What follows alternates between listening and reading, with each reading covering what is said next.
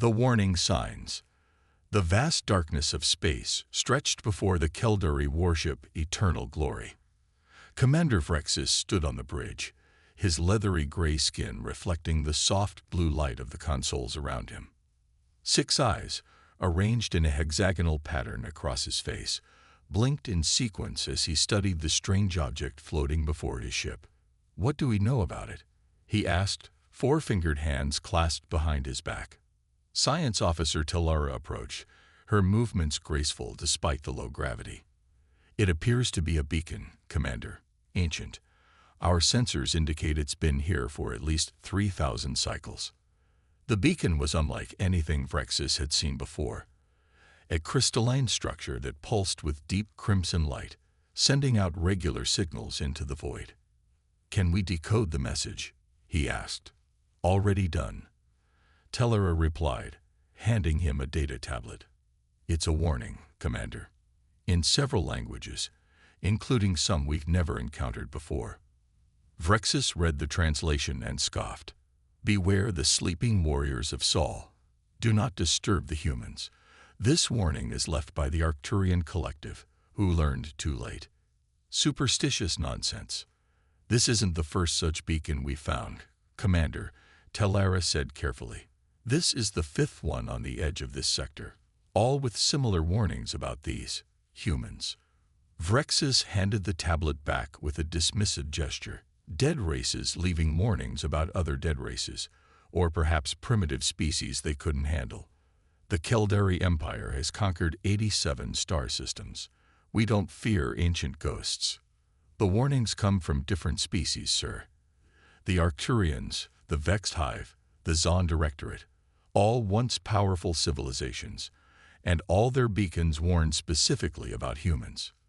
This gave Vrexis pause. The Vex Hive had been formidable. Their ruins still dotted planets across 3 sectors. For them to fear anything was noteworthy. "Show me this human world," he ordered. The main view screen shifted to display a star system with 8 planets orbiting a yellow star. Telara magnified the image to focus on the 3rd planet, a blue and green sphere wrapped in wispy white clouds. "Earth," she said, "home to the species known as humans. Our long-range scans show they have achieved spaceflight, but appear to have limited presence beyond their own system. Some small colonies on their 4th planet, and a few orbital stations. Technological assessment. Primitive compared to us, Commander.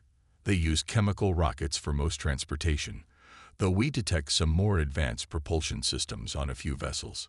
Rudimentary energy weapons. No signs of quantum technology or dimensional manipulation." Vrexis studied the planet thoughtfully. It looked unremarkable. Rich in resources, certainly, with abundant water and a nitrogen-oxygen atmosphere. The kind of world the Empire always sought for colonization. And these are the creatures that supposedly struck such fear into the hearts of the Arcturians. They look harmless enough. "There is one more thing, Commander," Telara said. "Our deep space sensors detected unusual energy fluctuations near the outer reaches of their system. Brief pulses that don't match any known natural phenomenon. Weapons tests. Possibly. Or some kind of sensor grid."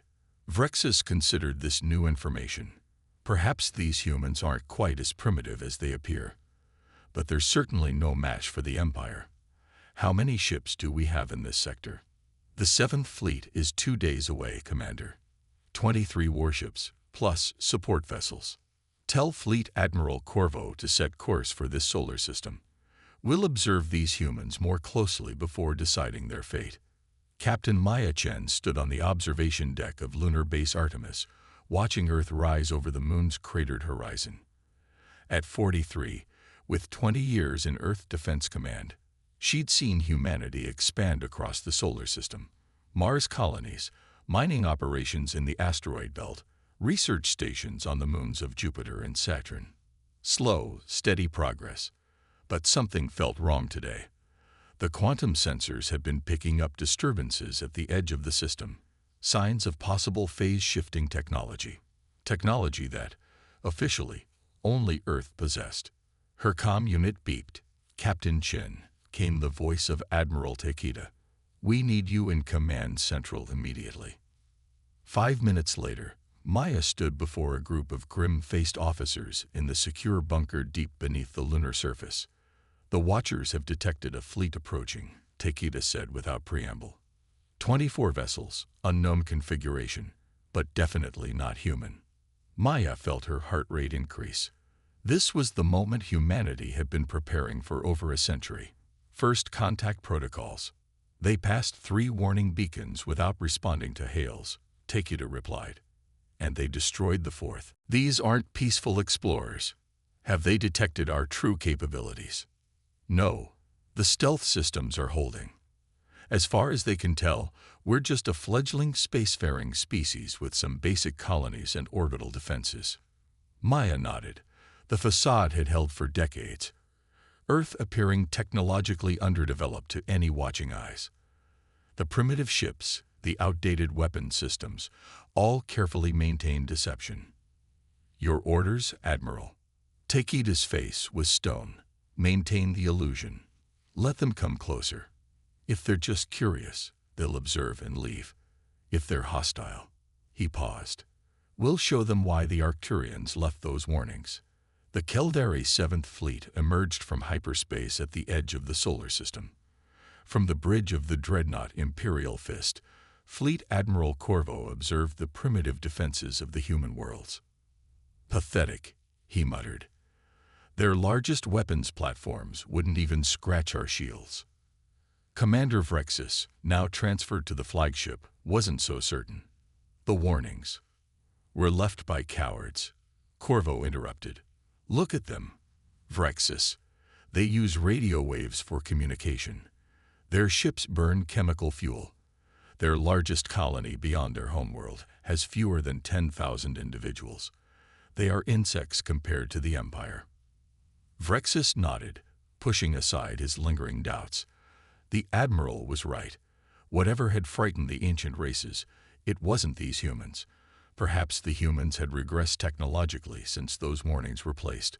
Or perhaps the warnings were never about the humans at all, but some other long-vanished threat. "We'll begin with their outer colonies," Corvo decided. "Show them our power. Force a quick surrender. The Emperor wants this sector secured before the next grand expansion." Orders were transmitted throughout the fleet. Weapon systems powered up. Target locks engaged on the small human outposts scattered across Mars and the asteroid belt.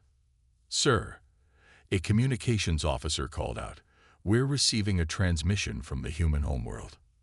"Put it through," Corvo said, settling into his command chair. A human face appeared on the view screen. Pale skin, dark eyes, hair cropped short. "Unknown vessels, this is Admiral Takeda of Earth Defense Command. You have entered sovereign human space without authorization. State your intentions or withdraw immediately." Corvo smiled, revealing rows of needle-like teeth. "I am Fleet Admiral Corvo of the Caldari Empire. Your species has 2 options: immediate surrender and incorporation into the Empire as a client race, or resistance and annihilation. You have 1 standard hour to decide." The human's expression didn't change.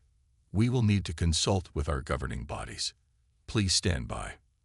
The transmission ended, and Corvo laughed. "They'll surrender. They all do when they see our true might.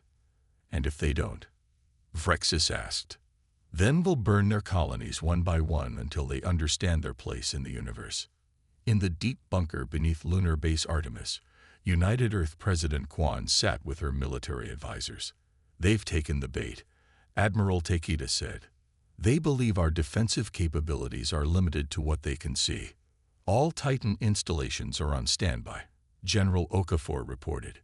"Shield generators at maximum stealth mode. Phase shift fleet ready for deployment on your command, Madam President." President Kwan nodded gravely. For over a century, humanity had hidden its true technological advancement, presenting a carefully crafted image of a young, relatively primitive spacefaring species to the galaxy. The real human technological might, the quantum ships, the phase shift weaponry, the dimensional manipulators, all remained hidden in secret facilities throughout the solar system. They've demanded our surrender, she said. If we refuse, based on their positioning and weapon signatures, they'll likely target Mars colony first, Takeda answered. Standard Imperial tactics. Destroy outlying territories to force capitulation. Civilian evacuation status. 98% complete, General Okafor replied. The remainder are security personnel and volunteers who've elected to maintain the illusion. President Kwan closed her eyes briefly. So we let them attack? Yes, Madam President. We need them fully committed before we reveal ourselves. Very well. Her voice was steady despite the weight of the decision. Authorize Operation Revelation. Phase 1. The hour passed, and no surrender came from the humans. Fleet Admiral Corvo wasn't surprised. Most species required a demonstration before understanding the futility of resistance. Target the largest settlement on the 4th planet, he ordered. Low-yield bombardment. We want to preserve the colony for our own use afterward. 3 Kildari cruisers moved into position above Mars, their main cannons charging with ominous purple energy. On the command deck of the Imperial Fist, Vrexus watched with growing unease. Something felt wrong. Sir, the sensor officer called out suddenly. I'm detecting unusual energy readings from the human settlement. Before Corvo could respond, brilliant beams of light shot up from the Martian surface, far more powerful than anything their intelligence had suggested humans possessed. 2 Kildari cruisers were hit directly, their shields flaring and failing almost instantly. Impossible, Corvo shouted. Their weapons shouldn't be capable of. The cruisers exploded in spectacular fireballs, fragments scattering across the Martian orbit. The 3rd ship managed to fire its weapons, but shimmering energy shields appeared above the human colony, absorbing the impact without visible damage. Full alert, Corvo bellowed. All ships, battle formations, launch fighters. Vrexus stared at the tactical display in disbelief. More energy signatures were appearing throughout the system, from the moon, from asteroid clusters, from positions where there had been seemingly empty space moments before. Admiral, he said, his voice tight with realization. The warnings. I think we've made a terrible mistake. The main view screen flickered, and Admiral Takeda's face appeared again. This time, there was no pretense of weakness in his expression.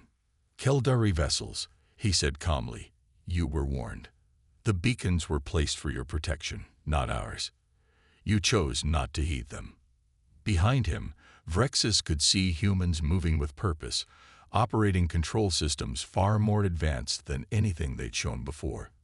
This is your only warning, Takeda continued. Leave this system immediately or be destroyed. The transmission ended, and Corvo's face contorted with rage. All ships target their homeworld. Full bombardment. Show these primitives the true power of the Kildari Empire. But as the Kildari fleet regrouped for an attack on Earth, something incredible happened. Space itself seemed to ripple and tear. Where there had been nothing, massive vessels suddenly appeared. Sleek, black ships that dwarfed even the Imperial Fist. They didn't move like normal spacecraft. They shifted position instantly, as if teleporting short distances. What are they? Corvo whispered, his confidence evaporating. The real human fleet, Vrexus replied, understanding dawning with terrible clarity. We've been deceived. The humans struck with devastating precision. Weapons that seemed to bend the laws of physics tore through Kildari shields as if they weren't there. Phase shift torpedoes bypassed defensive barriers completely, materializing inside Kildari ships before detonating. 5 Kildari warships were destroyed in the first minute of engagement. Retreat, Corvo ordered, panic evident in his voice. All ships, emergency jump to hyperspace. But the jump engines wouldn't engage. Somehow, the humans were preventing hyperspace formation. On the view screen, a new human face appeared, Captain Maya Chen, her expression resolute. You should have heeded the warnings, she said simply. The Arcturians didn't. The awakening. Commander Vrexis watched in horror as another Keldari warship bloomed into a silent fireball. The battle, if it could even be called that, had been raging for less than 15 minutes, and already half the 7th Fleet was destroyed. The remaining vessels were scattered, desperately trying to escape weapons they couldn't counter and enemies they couldn't track. "Our shields are useless," the tactical officer reported, voice quavering. "Their weapons phased through them or collapsed them entirely." Fleet Admiral Corvo had fallen silent. His earlier bravado evaporated in the face of utter defeat.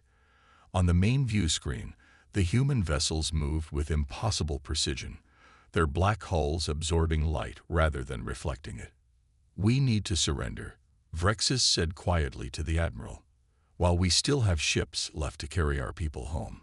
Corvo's 6 eyes narrowed in fury. "The Keldari Empire does not surrender to primitives. Look around you." Vrexis gestured at the tactical display. "These are not primitives. Everything we saw, their chemical rockets, their simple colonies, it was all deception. The warnings were real." Before Corvo could respond, the ship's AI announced, "Unknown energy signature detected. Dimensional displacement occurring in Command Deck Section 3. The air in the center of the bridge shimmered and distorted. Space folded inward, and 3 figures stepped through. Humans, wearing armor that seemed to flow like liquid around their bodies. They carried no visible weapons, but Vrexis had no doubt they were armed. The lead human, a tall female with dark skin and close-cropped hair, removed her helmet. "I am General Okafor of Earth Defense Command. Your fleet is defeated. Your hyperspace drives are disabled. You will stand down and prepare for boarding." Keldari security forces raised their weapons, but froze as the humans' armor rippled. The message was clear. Any hostile action would be met with immediate response. "By what right do you board an Imperial vessel?" Corvo demanded, finding his voice again. "By right of your unprovoked aggression against sovereign human territory," Okafor replied calmly. "By right of your stated intention to subjugate our species, and by right of victory in the battle you initiated." She turned to Vrexis. You were cautious. You noticed the warnings. You have wisdom your admiral lacks." Vrexis stepped forward. "Commander Vrexis, Science Division. Commander, I offer you one chance to save the lives of your remaining crews. Surrender now, and we will allow your surviving ships to return to your empire. After certain adjustments to your vessels and your memories. And if we refuse," Corvo snarled. Okafor didn't even glance at him. "Then none of you will leave this system alive. The choice is simple." Vrexis looked at the Admiral, then back to the human. "What adjustments do you speak of?" "Nothing harmful," Okafor assured him. "Your hyperspace drives will be modified to prevent return to this sector without explicit permission, and will ensure you remember exactly why challenging humanity was a mistake, but blur certain specific details about our technology. You can modify memories." Vrexis couldn't hide his shock. Among other things, Okafor's smile was cold. "You have 5 minutes to decide." In the command center beneath Lunar Base Artemis, President Quan watched the engagement through secure feeds. The Keldari fleet had been neutralized with minimal human casualties, just as the simulations had predicted. "Phase 3 complete, Madam President," Admiral Takeda reported. "General Okafor has boarded their flagship and presented our terms. And our losses. 3 defensive platforms around Mars were destroyed. 17 military personnel killed. No civilian casualties." Quan nodded solemnly. Even one death was too many, but the outcome could have been far worse if the Keldari had reached Earth. "The deception worked perfectly," Takeda continued. "They never suspected our true capabilities until it was too late. Just as it did with the Arcturians," Quan said quietly, "and the Vex hive before them." The Admiral's expression darkened at the mention of those ancient conflicts. "They didn't leave us much choice, Madam President, not after what they tried to do to Earth." "I know, Admiral. History repeats itself." She sighed. "Has Captain Chen secured the alien beacon?" "Yes, Ma'am. Her team recovered it intact. That makes 27 warning beacons we've discovered at the edges of our space. 27 species that learned the hard way not to threaten humanity. Quan turned from the displays. I sometimes wonder if we're doing the right thing, Admiral. Hiding our true nature from the galaxy. Letting them think we're just another young species taking our first steps into space. With respect, Madam President, history has shown what happens when we don't. The Great Burn nearly destroyed us. The knowledge we salvaged from the old civilization is too dangerous to share freely, and too dangerous to display openly, she agreed. So we maintain the facade. Primitive ships, basic colonies, hidden strength. It's worked for 300 years, Mom. And how many more species will test us in the next 300? How many more warnings will we need to place? Before Takeda could answer, a communication officer approached. Madam President, General Okafor reports the Caldari have agreed to our terms. Commander Vrexus has assumed command after relieving Admiral Corvo. Good. Begin memory modification procedures and prepare to release their remaining vessels. Yes, Mom. As the officer departed, Quan returned her gaze to the tactical display, showing the crippled alien fleet. Another race that will tell stories about the terrible power of humans, she murmured. Another warning in the dark. Captain Maya Chen stood in the newly established containment chamber, studying the alien beacon. Unlike the pseudo-beacons humanity placed at the edge of their territory, warnings designed to keep other species away, this one was genuinely ancient. The crystalline structure pulsed with a deep crimson light, just as it had for thousands of years. Dr. Eli Rosenthal, Earth's leading xenorchaeologist, carefully scanned the object. It's definitely Arcturian, he confirmed. Late Imperial period, judging by the inscription patterns. Can you translate it? Maya asked. Parts of it. Eli adjusted his scanner. The Arcturians used a multilayered language system, meaning embedded within meaning. But the primary warning is clear enough. Beware the world called Earth, home of those who conquered death itself. Maya frowned. That's a bit dramatic, even for the Arcturians. They had reason to be dramatic. Eli's voice was somber. Remember, they encountered humanity during the Ascension, when the old civilization was at the height of its power, before the Great Burn. Maya nodded. Few humans like to think about that time. A height of technological achievement, followed by devastating civil war that had nearly wiped out the species. 3 centuries later, Earth had rebuilt, recovered the lost technologies, but chosen a different path. What about the secondary meanings? Eli hesitated. They're harder to translate precisely. Something about the ones who broke time and stole fire from the universe itself. Typical Arcturian poetry, describing quantum manipulation and dimensional engineering. Any mention of why they attacked us in the first place. Nothing specific in this beacon, but based on recovered Arcturian texts, they likely followed the same pattern as the Caldari. They saw a resource-rich system with apparent primitives and thought it would be an easy conquest. Until they discovered what humanity could really do, Maya finished. Exactly. Eli shut down his scanner. We've recovered their historical records. The Arcturian Empire lost their entire Third Fleet in a single engagement with Old Earth. They never returned to this sector. Maya studied the beacon thoughtfully. And so they left warnings instead, just like we do now. The difference is, they warned others to protect them from us. We warn others to protect them from themselves. Eli's expression was troubled. Sometimes I wonder if we're being too cautious. The burn happened over 3 centuries ago.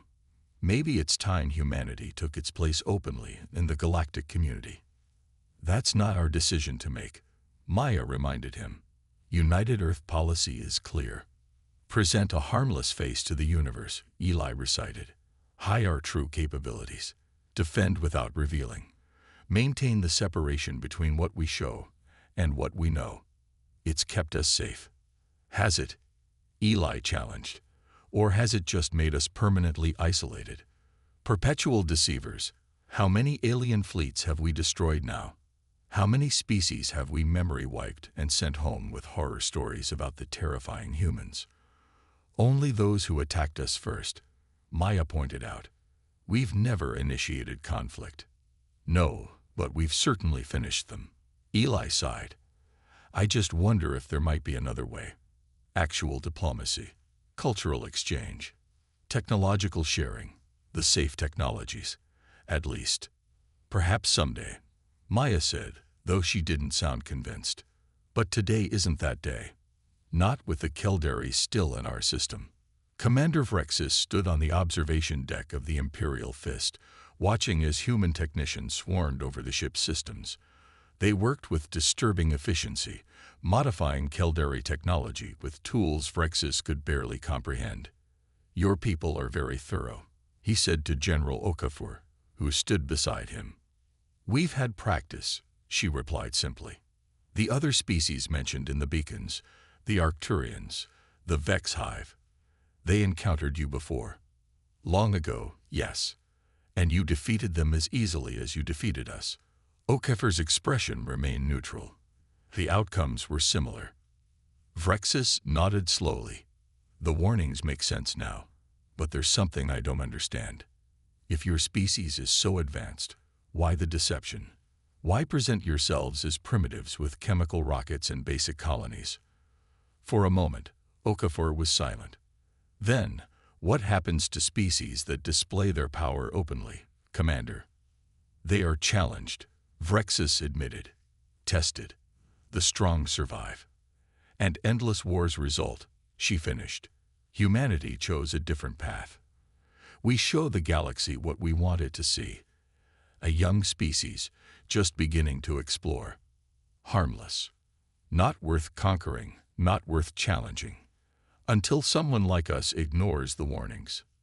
Yes, then we showed just enough of our true capabilities to ensure the aggressors never return, and leave new warnings in their wake. Okafor's eyes hardened. Your crews will remember the defeat, Commander. They'll remember the power humanity wielded. But specifics about our technology, our defenses, those memories will be adjusted, and will become another warning for others. Vrexis realized. The next empire that thinks about invading Earth will hear stories about the mighty Caldari fleet that never returned. Most of your fleet will return, Okafor corrected. But yes, the story will serve its purpose. Have you considered that stories grow in the telling?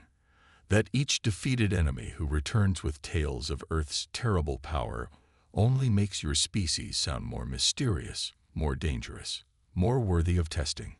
The general's smile was cold. We're counting on it, Commander. The stories will grow. Some empires will dismiss them as exaggerations. Others will piece together the truth from fragments. The wise ones will stay away. And the unwise. Okafor gestured to the debris field visible through the viewport. The shattered remains of Caldari warships. They learn firsthand why the warnings exist. 3 days later, the surviving Caldari vessels prepared to depart the solar system. Their weapons had been disabled, their hyperspace drives modified to prevent return without explicit permission. The crews had undergone memory modification, subtle changes that left their experience of defeat intact while obscuring details about human technology. From the command center beneath Lunar Base Artemis, President Quan watched the alien ships depart. Beside her, Admiral Takeda monitored the process. Memory modifications complete, he reported. Navigation locks in place. They'll return to Caldari space with a very specific message for their emperor. And Commander Vrexis, he was interesting, unusually perceptive for a first contact scenario. General Okafor recommends minimal memory alteration in his case. Agreed, Quan said. Sometimes we need thoughtful voices on the other side. People who understand why the warnings exist. As the last Caldari ship disappeared into hyperspace, Captain Chen entered the command center. Beacon team reporting, Madam President. We've placed 7 new warning markers at the edge of the system. Standard configuration, multiple languages, including Caldari, Takeda noted with grim satisfaction. Yes, sir. The primary warning reads, "Beyond this point lies human space. Enter at your own peril." This warning is placed by the Caldari Empire, who learned too late. President Quan nodded slowly. And the cycle continues. We hide. They come. We defend. They leave warnings. It's effective, Takeda said. But is it sustainable? Quan wondered aloud. How long can humanity live this double life? Advanced beyond imagination, in private, seemingly primitive in public. As long as necessary, Madam President. The alternative. I know. She thought of the historical records, the terrible weapons the old civilization had unleashed during the burn. Planet killers, star extinguishers, time fracture bombs that had nearly torn reality apart. The technologies humanity had recovered and refined in the centuries since were too dangerous to share freely with the galaxy, too tempting for empires like the Caldari, too devastating in the wrong hands. Maintain the watch, she ordered finally. Full stealth protocols remain in effect. The galaxy continues to see only what we wish them to see. Yes, Madam President. As the command center returned to normal operations, Maya Chen approached the President. Permission to speak freely, ma'am. Granted, Captain. I've been thinking about these encounters. The Arcturians, the Vex Hive, now the Caldari. They all came because they thought we were weak.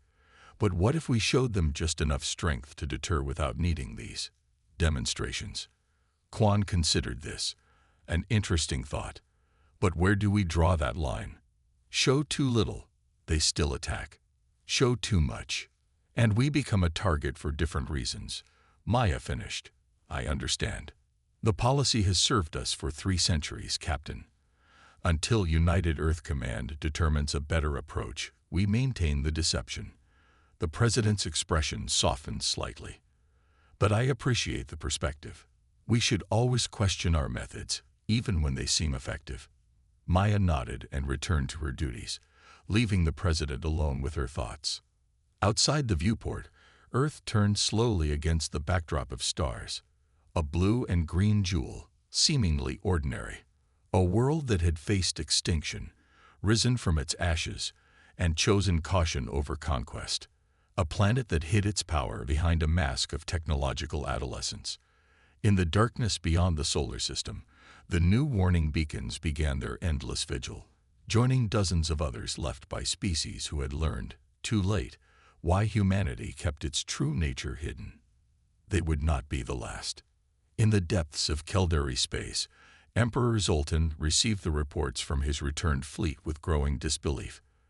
Nearly 3/4 of the 7th Fleet, destroyed. Admiral Corvo, relieved of command for incompetence.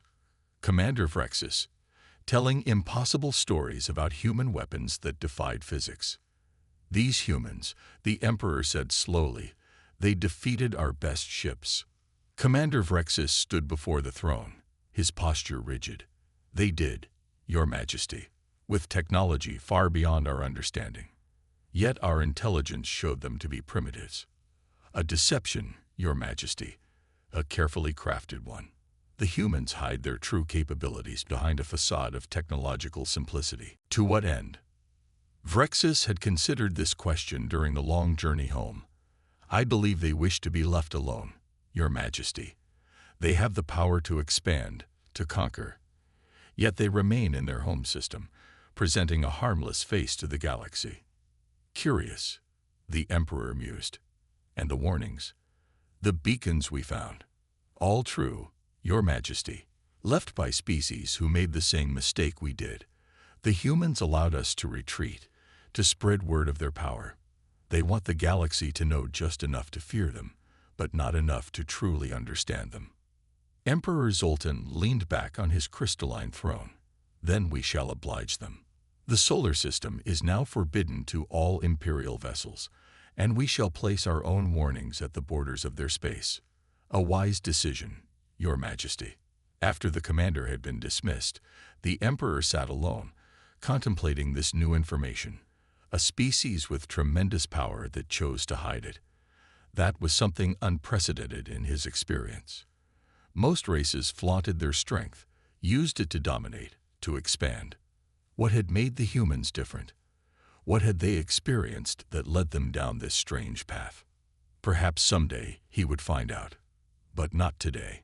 Today, he would write warnings of his own.